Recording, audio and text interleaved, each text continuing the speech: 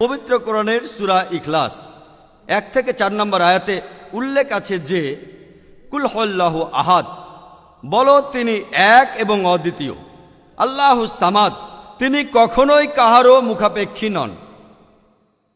লাম ইয়ালিদ ওয়া লাম ইউলাদ, তিনি কাউকে জন্ম দেননি, কখনো জন্ম নেননি। ওয়া লাম ইয়াকুল লাহু কুফুয়ান আহাদ, আর তাহার সমতুল্য কেউ নাই। এই হলো 4 লাইনের সংজ্ঞা ইসলাম ধর্মের ঈশ্বর সম্পর্কে। আল্লাহ সুবহানাহু ওয়া তাআলা, যদি কেউ সর্বশক্তিমান স্রষ্টার কথা বলেন, যদি নিজেকে সর্বশক্তিমান ঈশ্বর বলে দাবি করেন, আমাদের মুসলমানদের কোনো আপত্তি থাকবে না সেই লোককে সর্বশক্তিমান ঈশ্বর বলে মানতে। প্রথমটা হলো কুল হুয়াল্লাহু আহাদ, বলো তিনি এক এবং অদ্বিতীয় আল্লাহ। দ্বিতীয়টা হলো আল্লাহুস সামাদ, তিনি কাহারও মুখাপেক্ষী নন। তৃতীয়টা লাম ইয়ালিদ ওয়া লাম ইউলাদ, তিনি কাউকে জন্ম দেননি, কখনো জন্ম নেননি। আর চতুর্থটা ওয়া লাম ইয়াকুল লাহু কুফুয়ান আহাদ, আর তাহার সমতুল্য কেউ নাই। এই সূরা ইখলাস কোরআনের 112 নম্বর সূরা। এটা হলো থিওলজির পরশ পাথর। থিও অর্থ ঈশ্বর, লজি অর্থ জ্ঞান। সূরা ইখলাস পবিত্র কোরআনের 112 নম্বর সূরা।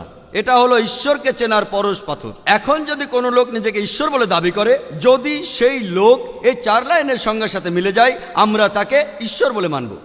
আর সর্বজনীন ভ্রাতৃত্ব বজায় রাখার জন্য এটা আবশ্যিক যে আপনি বিশ্বাস করবেন মাত্র একজন ঈশ্বরে।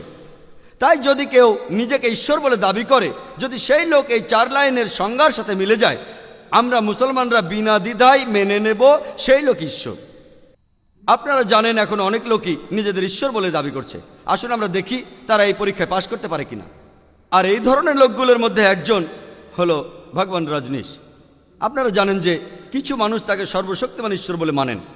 একবার আমার লেকচারের সময় প্রশ্ন উত্তর পর্বে সেখানে আমাদের একজন হিন্দু বন্ধু ছিলেন, যিনি বলেছিলেন যে হিন্দুরা ভগবান রজনীশকে ঈশ্বর বলে মানে না। আমি বলেছিলাম এই কথাটা আমি মানি, আমি হিন্দু ধর্মগ্রন্থ পড়েছি, সেই ধর্মের কোথাও লেখা নেই যে ভগবান রজনীশ ঈশ্বর।